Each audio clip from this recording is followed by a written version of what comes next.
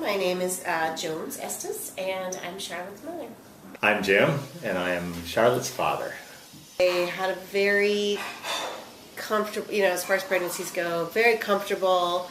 I was able to do everything I'd done before for most of the time.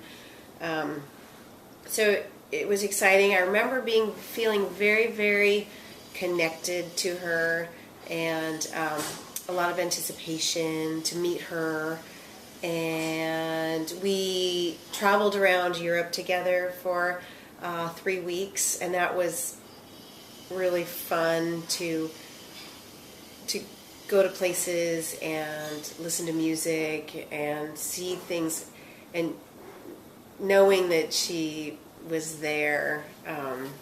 I really thought that was a great experience, and looking forward to going back there someday. I was like most parents. I started this very, very late, obviously, and so I was like most parents. I was very excited but apprehensive about what was going on, and it was wonderful. It was a wonderful period in our lives.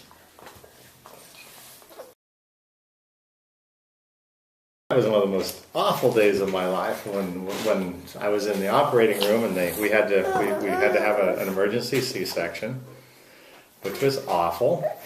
And then she came out. She wasn't breathing because she has a thing called choanal atresia, which she had when she was born, which meant that she couldn't breathe on her own because her nasal passages hadn't separated when she was in utero.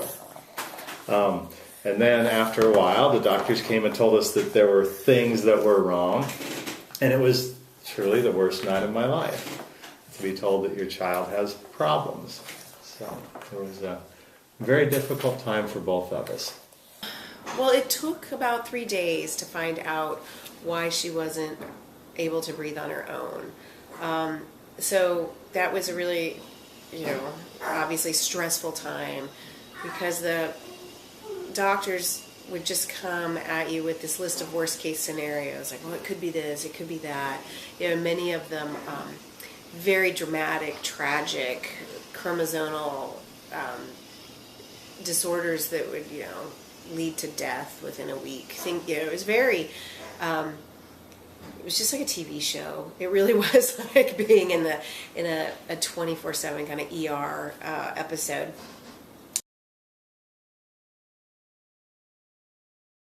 I had 3 neonatalists, and one of them didn't say very much, but was also very sad whenever she spoke about Charlotte. Another didn't make a prognosis, but was also gave us enough to keep us buoyed, in terms of, let us know that Charlotte was a vigorous baby, and that in the NICU that makes all the difference in terms of how people, and we're like, vigorous, what do you mean? And I still remember him saying, she won't let me mess with her. And she doesn't just lay there.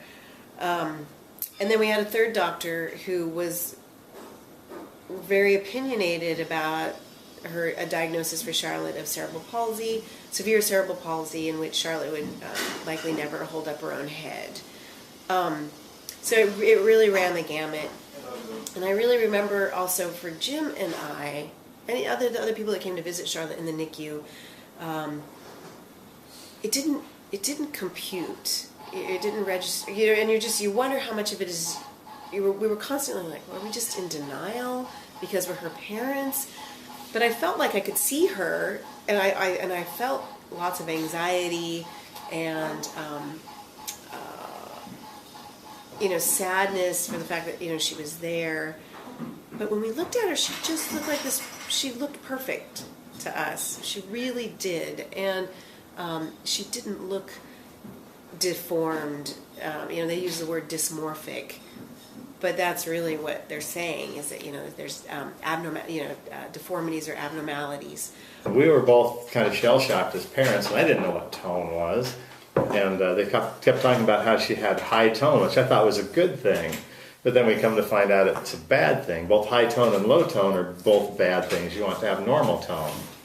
And that tone meant that she didn't have control over her muscles. Either they were too tight or they weren't tight enough. And Charlotte has high tone in her extremities, in her arms and legs, and low tone in her core. Or she did. She's getting through a lot of it. And so they basically told us everything from the fact that, you know, that she would be walking with a walker. Some people said that she'd never lift her head off of a pillow. Doctors, like I say, they deal in gloom and doom. They go for the worst prognosis and then they work backwards from that. And that way they're never... It's Lori Kushiyama, and I'm a physical therapist.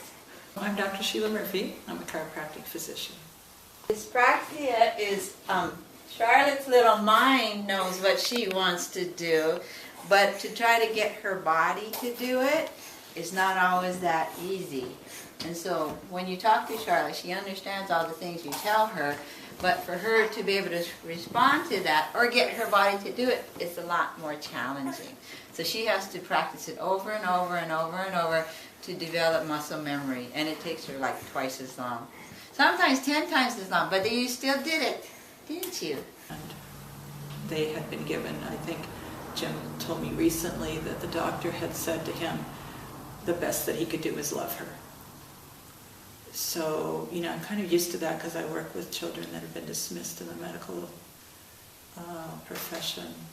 Basically, they didn't expect her to roll over or sit up or walk or even be able to eat on her own. And so I think they pretty much expected her to either be institutionalized or just be laying in a bed.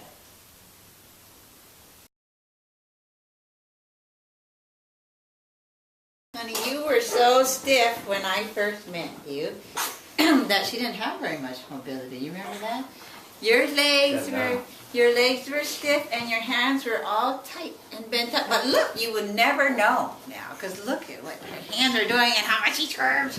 Because you just sat there, so now Charlotte's making up for her lost time on the movement. I said she was not even able to eat when I met her, and not able to have any eye tracking, and you know, she appeared to not be in contact.